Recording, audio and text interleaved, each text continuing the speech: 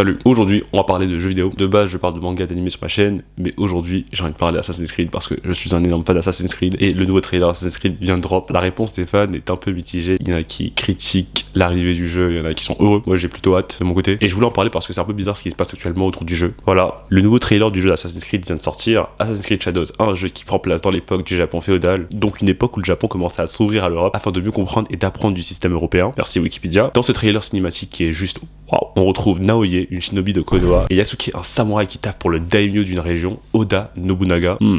Nobunaga, ça me dit quelque chose ça.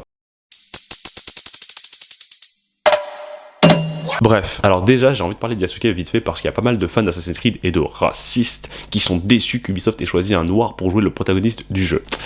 Dinguerie. Mais moi perso je trouve que c'est une idée de malade et je dis pas ça parce que je suis noir, je dis ça parce qu'il y avait des noirs au 16e siècle au Japon et peut-être que faire un protagoniste noir pourrait être plus intéressant pour l'histoire parce que les esclaves africains venaient d'arriver à cette époque au Japon et raconter une histoire entre la relation d'un oppresseur et d'un esclave qui grave les échelons de la société japonaise de l'époque et parvient à devenir un samouraï respecté pourrait être une histoire plus intéressante à raconter, plus impactant pour le jeu peut-être. Et c'est pas juste un bail de la part d'Ubisoft de vouloir diversifier la franchise et l'histoire qu'Assassin's Creed raconte, pas du tout, bande de fous.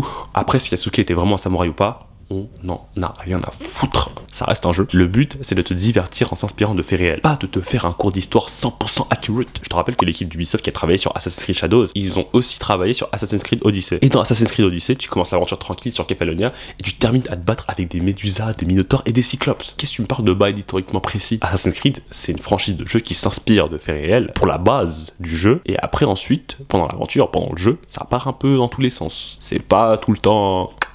Et pour ceux qui sont pas contents qu'il n'y a pas de protagoniste japonais dans le jeu, je vous rappelle qu'elle est là. Elle s'appelle Naoya, shinobi de Konoha.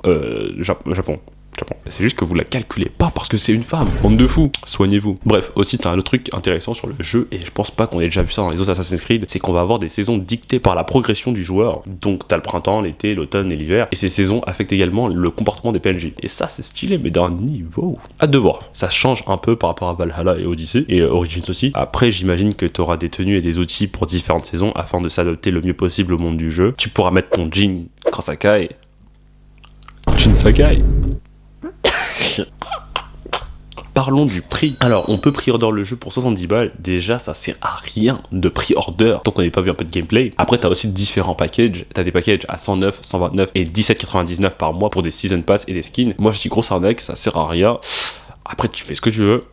Mais bon, bref, ça m'a l'air d'être un jeu comme les derniers Assassin's Creed, avec les différentes manières d'y jouer, le côté samouraï et le côté shinobi. Je pense pas du tout que ce jeu va être mieux que Ghost of Tsushima. Je ne me vois pas du tout un Assassin's Creed battre un Ghost of Tsushima en graphisme et surtout jamais en gameplay. Waouh, pépite. Le seul aspect de ce jeu qui peut faire qu'il est mieux que Ghost, c'est peut-être dans le world building, la quantité et à quel point les villes et les points d'intérêt seront animés. Parce que dans Ghost, je trouve qu'il y avait quand même pas mal de villages et de points d'intérêt qui se ressemblaient beaucoup. Et c'était un peu dommage pour le coup. Si le jeu propose une variété de villages et de points d'intérêt qui sont propres à certaines zones, ça devrait faire l'affaire pour que le jeu sorte un peu du lot et qu'on l'associe pas à 100% à Ghost of Tsushima, pour que ça soit son propre jeu et ici Shadows et pas la version Wish de Ghost of Tsushima. Voilà. Bref, sinon c'est tout pour cette vidéo. N'oubliez pas de vous abonner, de commenter et de liker si la vidéo vous a plu. Ça fait plaisir frérot. Et sur ce, je vous dis à la prochaine pour une nouvelle vidéo. Salut!